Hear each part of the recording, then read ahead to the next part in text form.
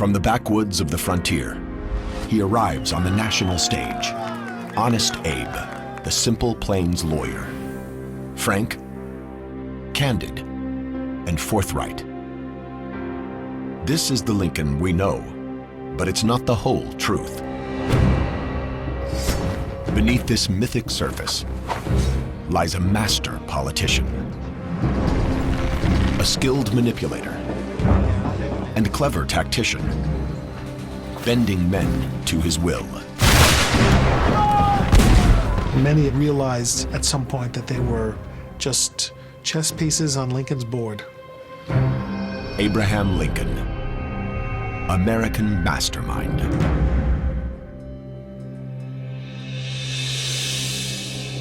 Every American schoolchild knows his image.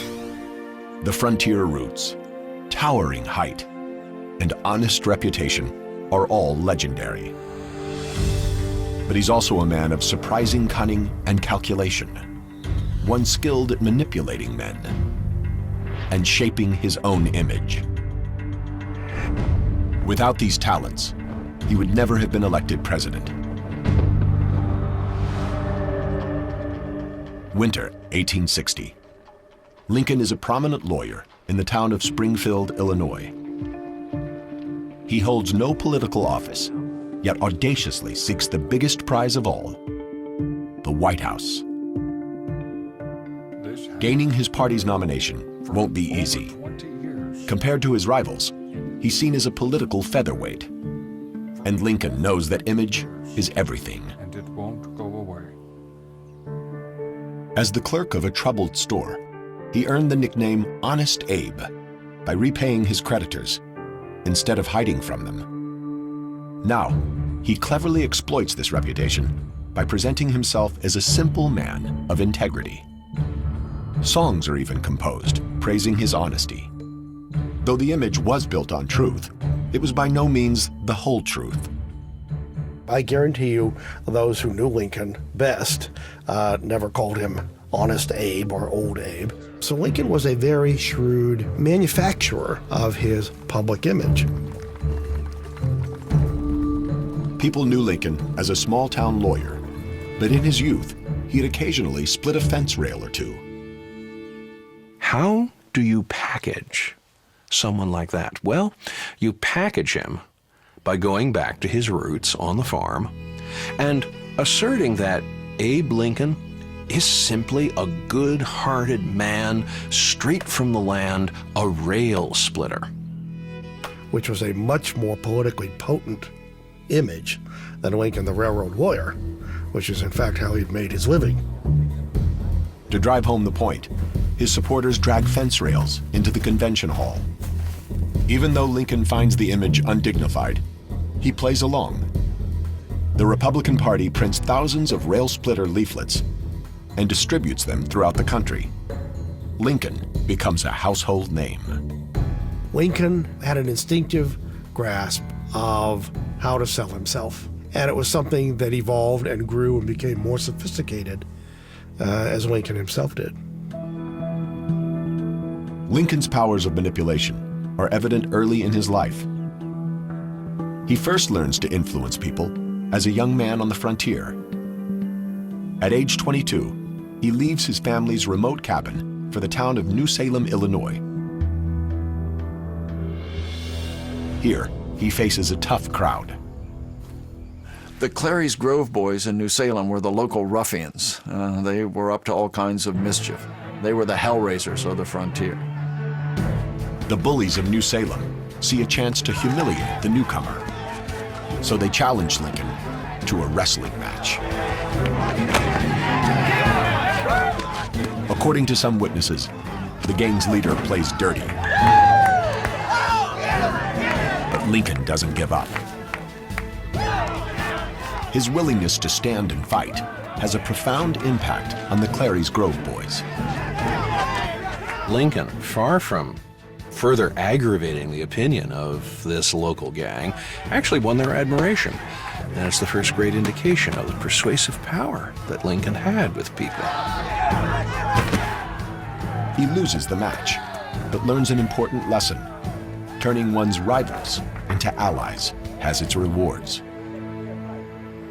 They helped him win elections. They went out and voted for him at elections and promoted his candidacy in other villages and helped him to win his first election to the legislature. In 1837, at age 28, he first arrives in Springfield, Illinois, and casts his spell over voters and juries alike.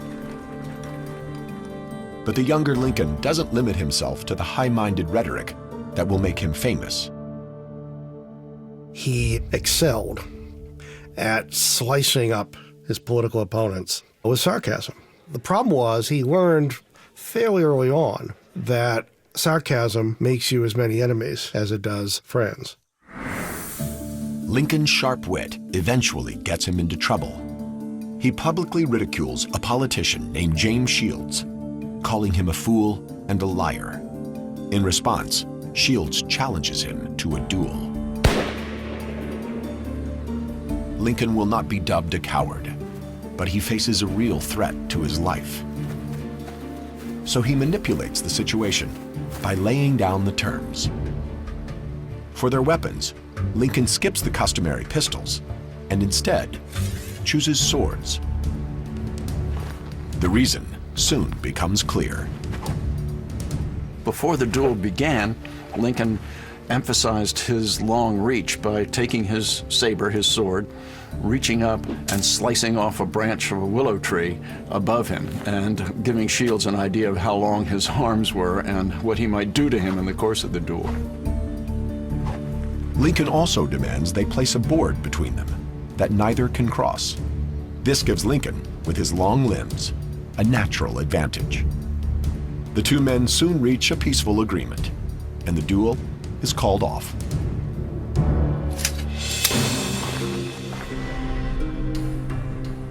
Though Lincoln is learning how to influence others, ironically, one of the few minds he has trouble controlling is his own.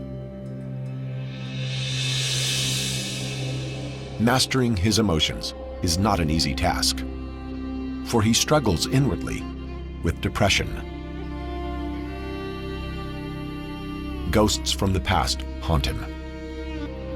The death of his mother to milk poisoning, his baby brother in infancy, his sister's death in childbirth, and the death of Anne Rutledge, his rumored sweetheart. These losses predisposed him to depression, and then later, when he suffered setbacks in his political career or other losses, it reminded him of these early losses and the pain that he felt then. If what I feel were equally distributed to the whole human family, there would not be one cheerful face on the earth. In 1841, his best friend leaves Springfield. His engagement to Mary Todd falters, and Lincoln goes into deep depression. A friend worries he might even commit suicide and remove sharp objects from his reach. But Lincoln reassures him, saying he couldn't take his life, for he had not done anything worthy of being remembered. Lincoln used work as a cure for depression because it constantly got his mind off thinking about himself and what he felt like and onto something that existed objectively outside of himself. In 1858, Lincoln enters the Illinois Senate race. He knows he's a long shot, but never one to walk away from a fight. He challenges the incumbent, Stephen Douglas, to a series of debates. Citizens of the great state of Illinois. Now, you can almost hear Douglas thinking out loud, I'll show him who's really in charge. It was the greatest mistake Douglas ever made. Before proceeding, let me say that I think I have no prejudice against Southern people. I believe that they are just what we would have been had we been born in their circumstances. Lincoln has set the ultimate political trap.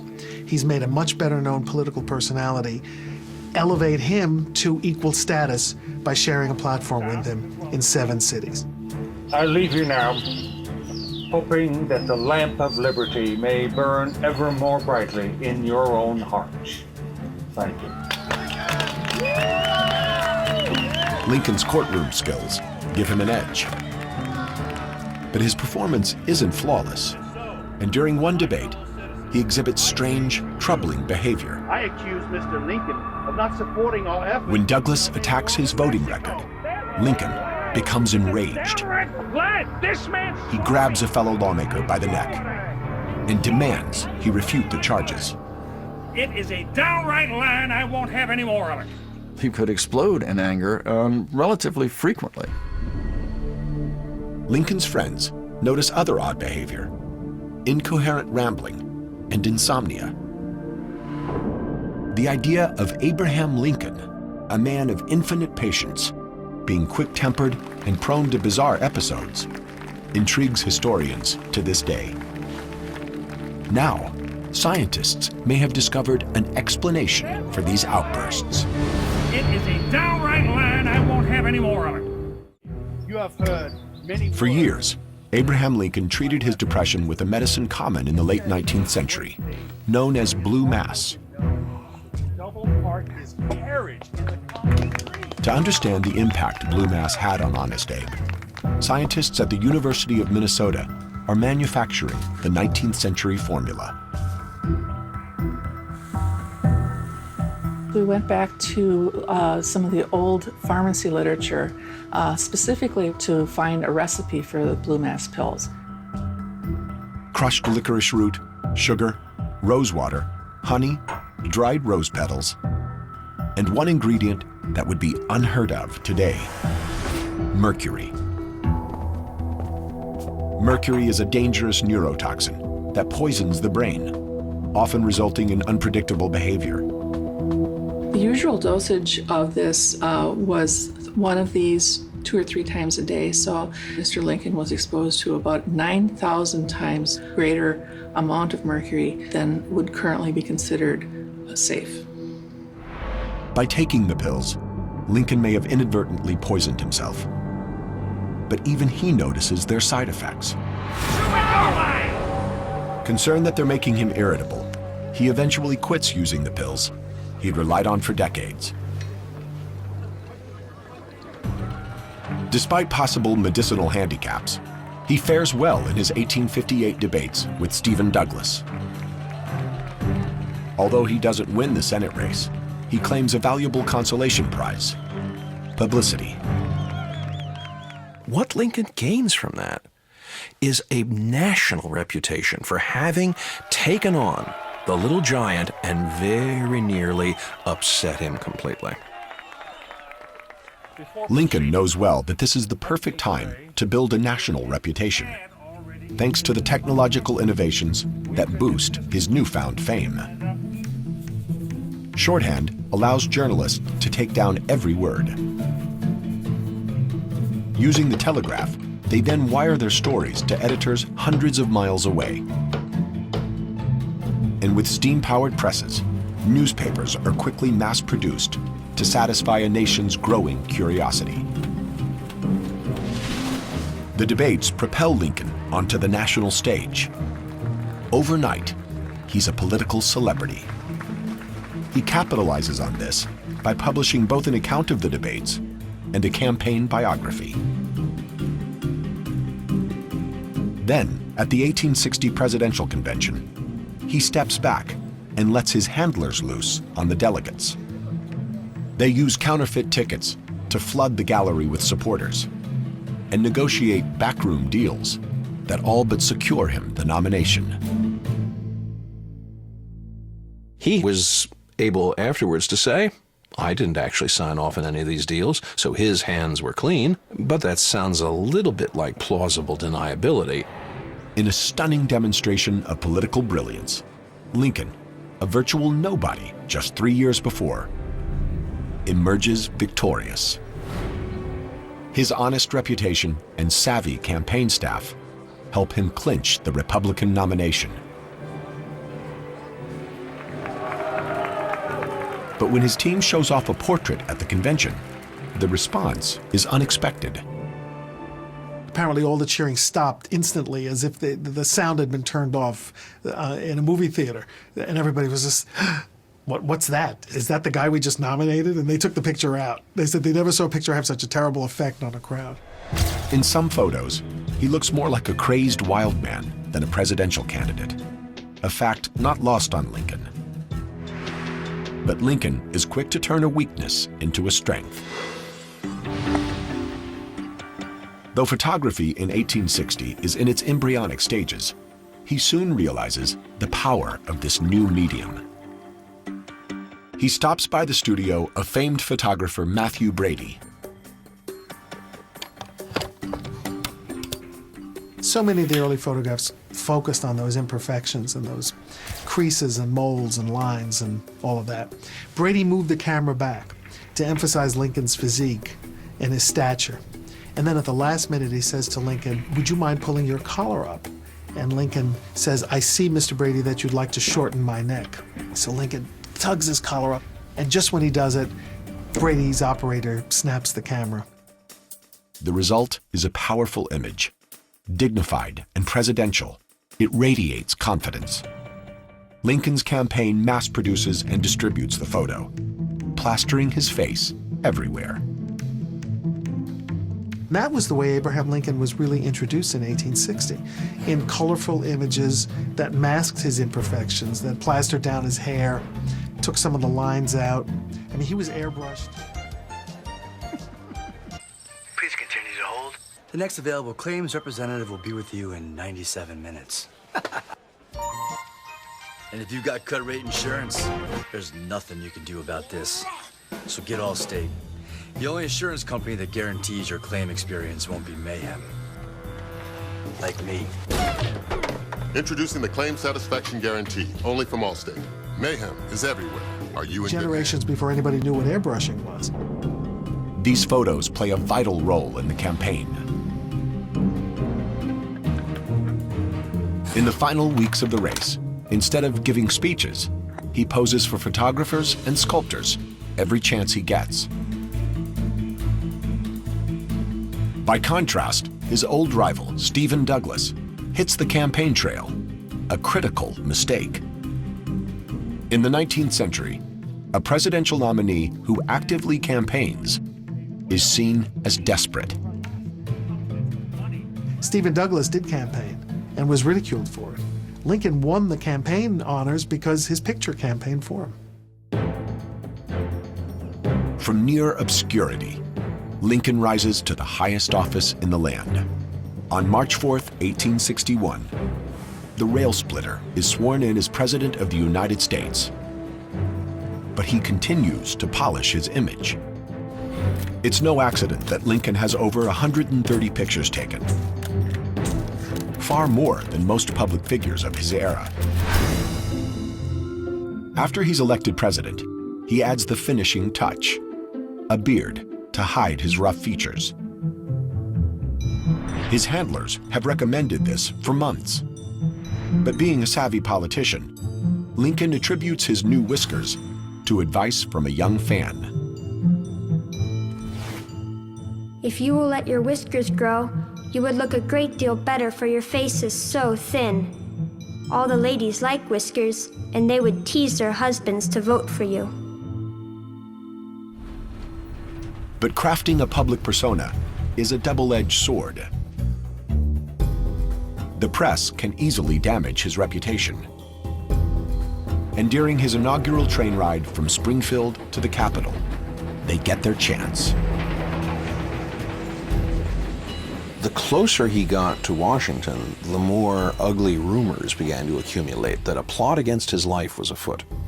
By the time that he had reached Philadelphia, discussions about this plot were reaching a fever pitch.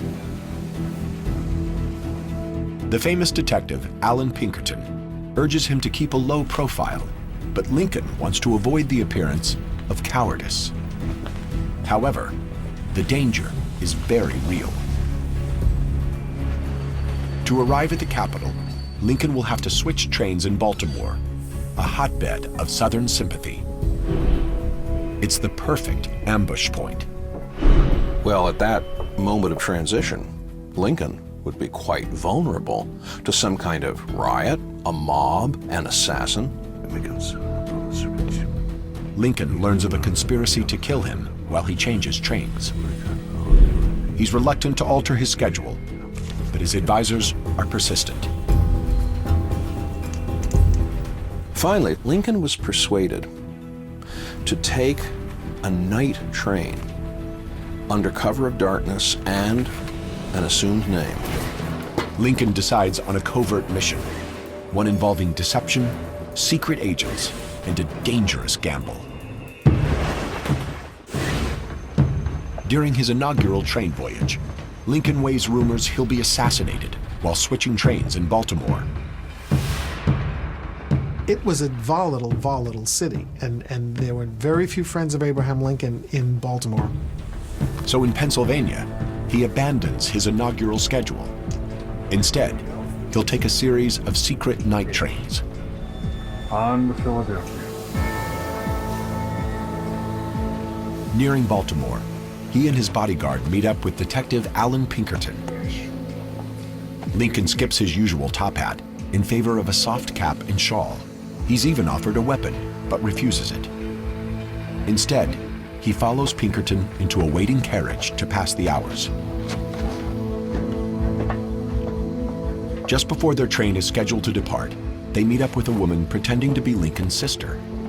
In fact, she's also a Pinkerton detective, tasked with securing their bunks. Finally, the conductor is given a package and told to rush it to Washington. Little does he realize, the real package is the president-elect. Lincoln arrives in Washington, physically unharmed, but wounded politically. The newspapers fell on this like vultures. They ridiculed Lincoln. What did Lincoln think he was afraid of? What a scaredy cat. The damage to his reputation is worse than he'd anticipated. Vicious cartoons mock his behavior and disguise. Some even show him dressed in woman's clothes.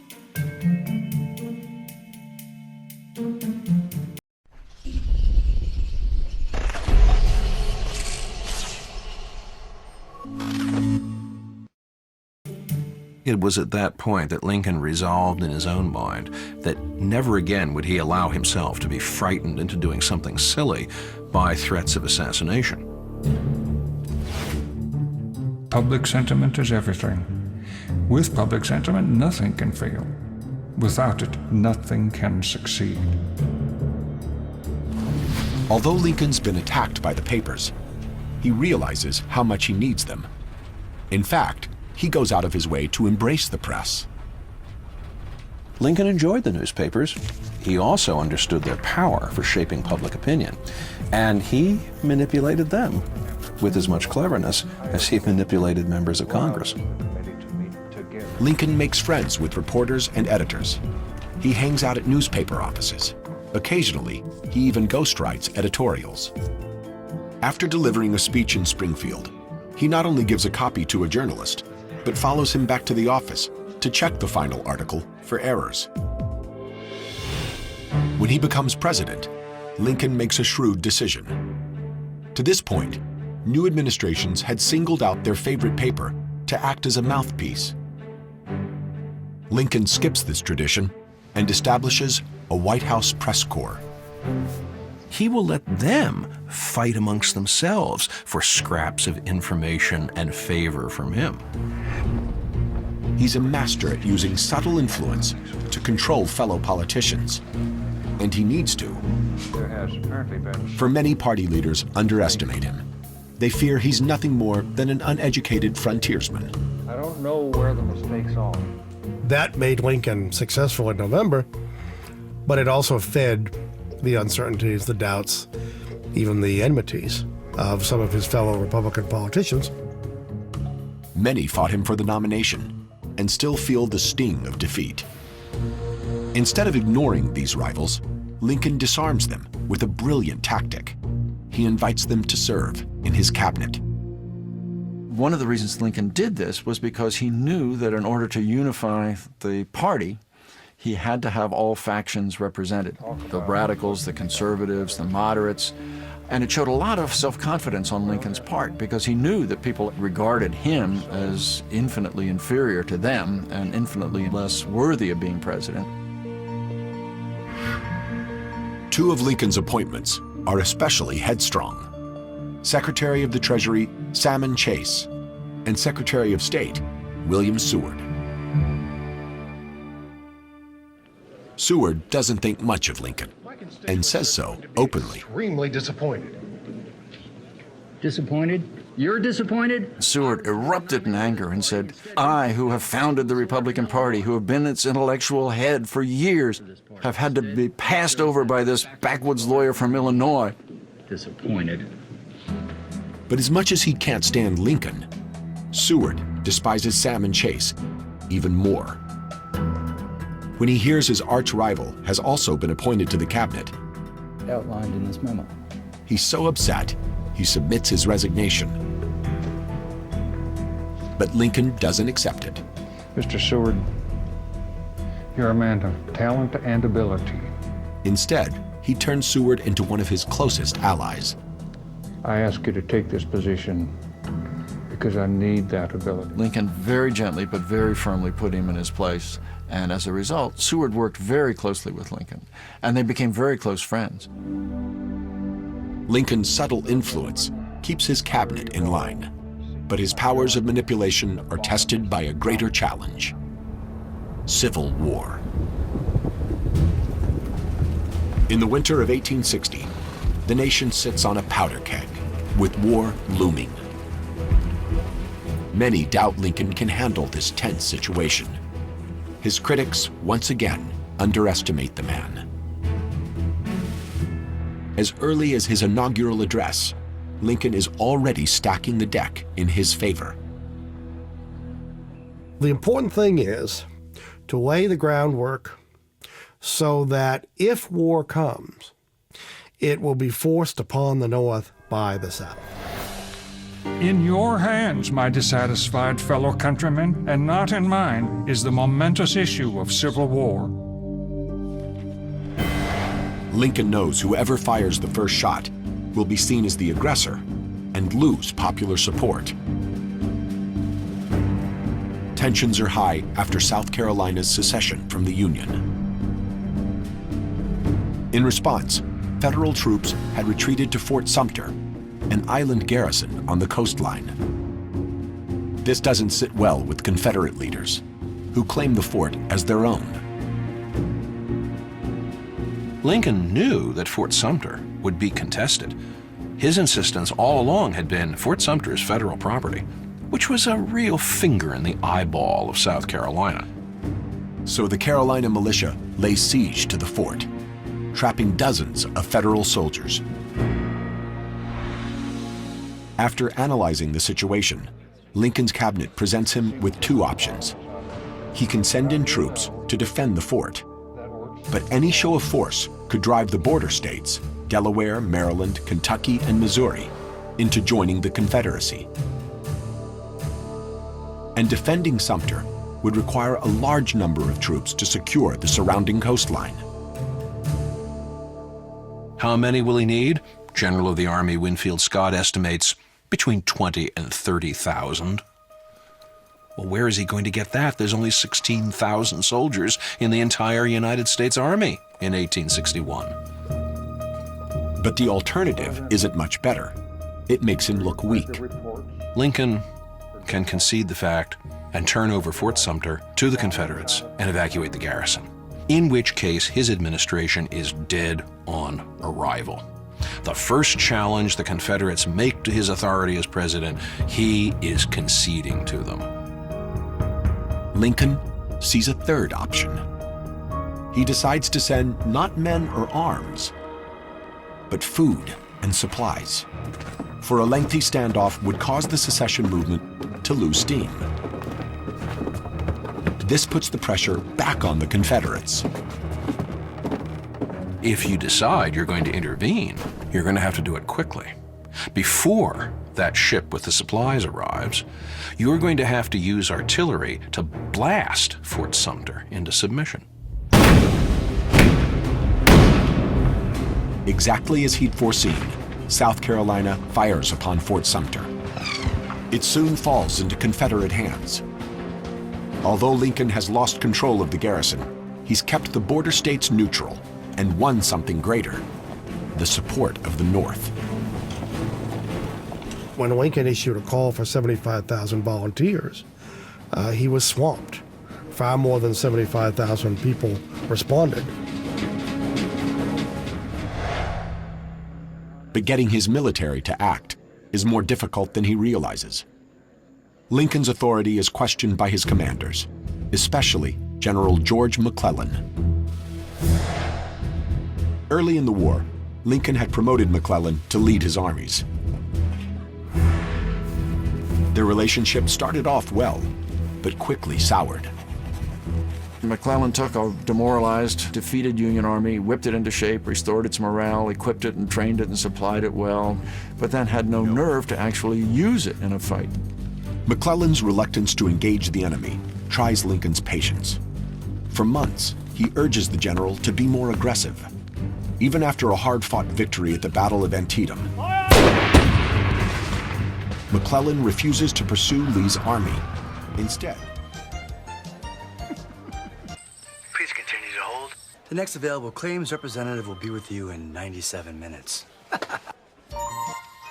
And if you've got cut rate insurance, there's nothing you can do about this. So get Allstate.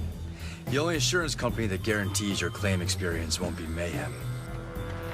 Like me. Introducing the Claim Satisfaction Guarantee, only from Allstate. Mayhem is everywhere. Are you in on good his hands? tired cavalry. Lincoln telegraphed back, "What have your horses been doing lately that fatigues anything?"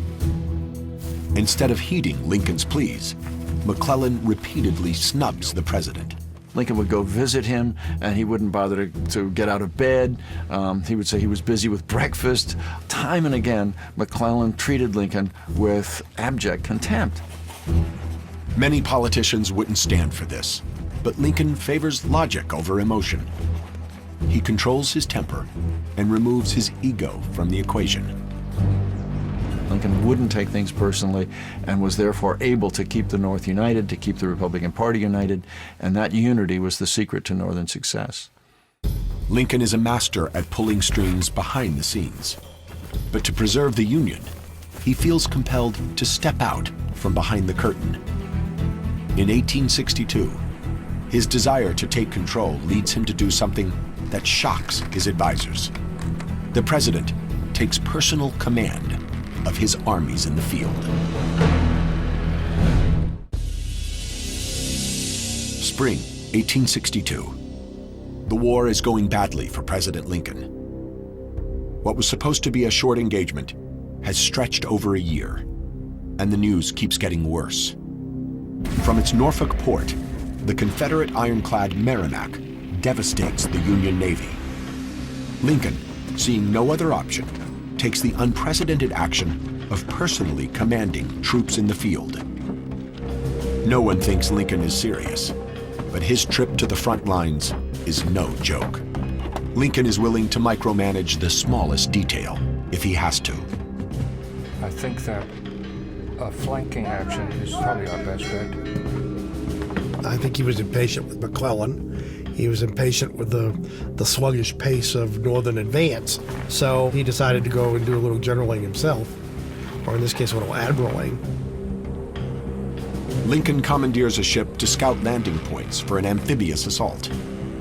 He wants to reclaim the valuable naval yard at Norfolk.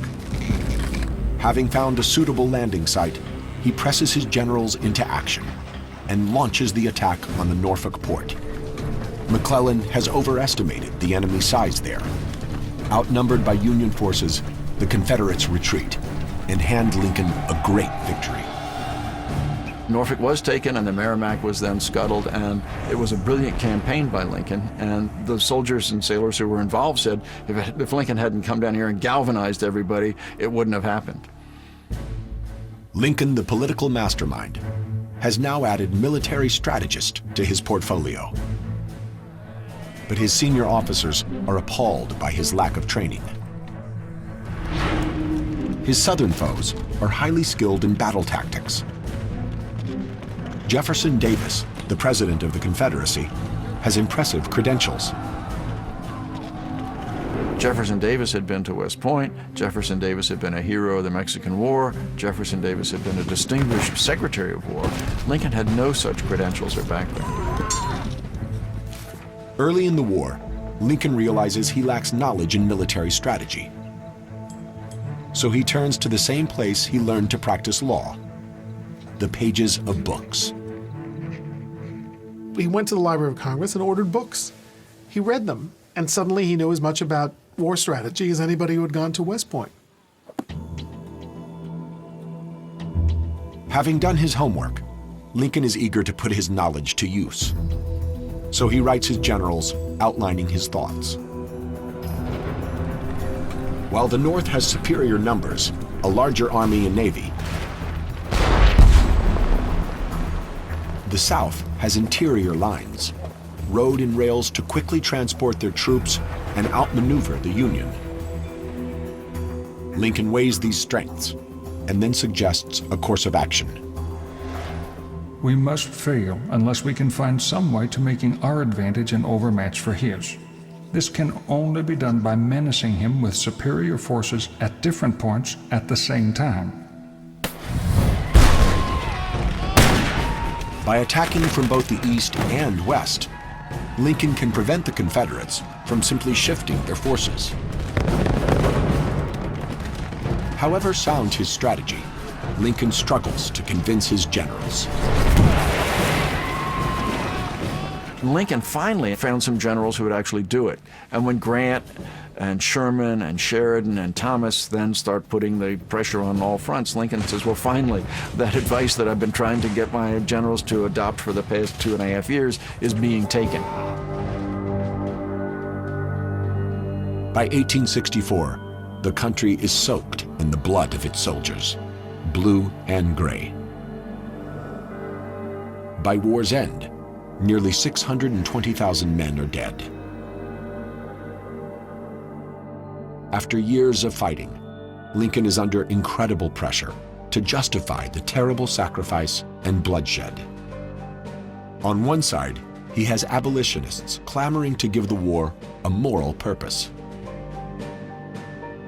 But Lincoln worries what freeing the slaves might do to his army. His generals advise against it. General McClellan is telling Lincoln in no uncertain terms that white men will not fight to free black men, that if you turn this into a war about the Negro slave, then Northern armies will dissolve overnight. Lincoln faces a dilemma. He needs the manpower black soldiers can provide, but risks losing the white soldiers if he frees the slaves. So he's careful not to reveal his intentions.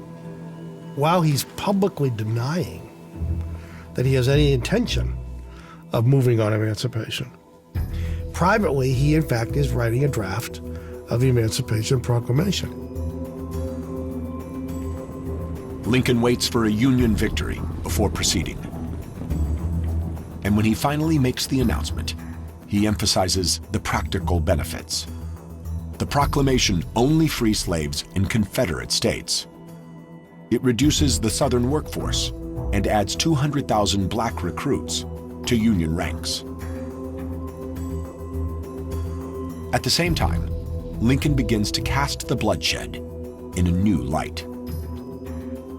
He persuaded people that there was a secondary cause to the war, that Union meant liberty, that liberty would preserve the Union. It was intertwined. Every man has a right to be equal with every other man. In this great struggle, this form of government and every form of human right is endangered if our enemies succeed. Overnight, Lincoln redefined the war. No longer is it a war about states' rights. It becomes a war for human rights. Lincoln's shrewd mind infuses the war with a new purpose.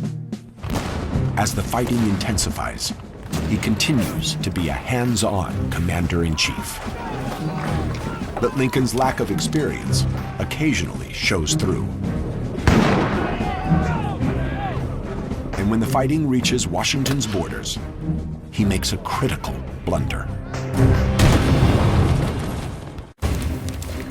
July 11, 1864. A Confederate raiding party sneaks to the outskirts of Washington. At Fort Stevens, they engage Union forces. With General Grant occupied to the south, Lincoln decides he'll supervise the action himself. Flushed with confidence, he walks right into the line of fire. Lincoln wanted to go out and see the fighting. And so he did. He went out and stood on the parapet and observed the Confederate forces coming and the Union resisting them. Lincoln is so fascinated by the battle, he ignores the danger. Up on the parapet, he's exposed to Confederate sharpshooters. By that time, everybody knew who Abraham Lincoln was and what he looked like, and he was the tallest target in the United States.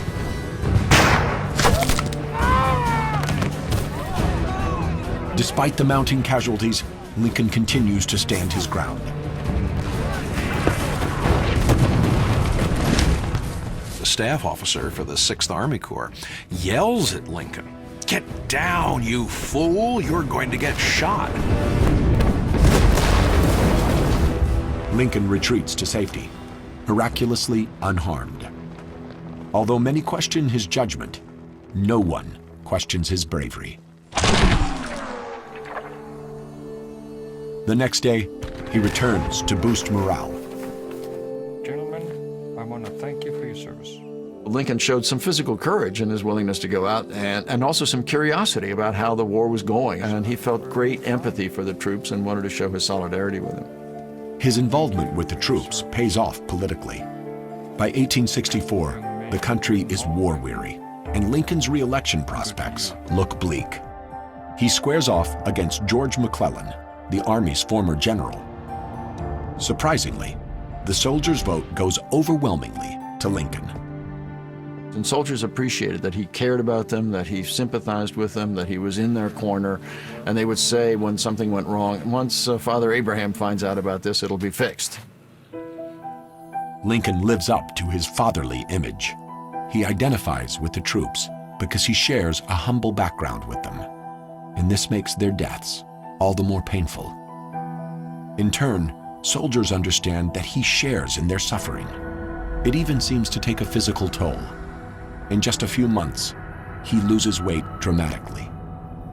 He looked like someone who had internalized all the carnage and suffering of the war inside himself. He looked like death warmed over.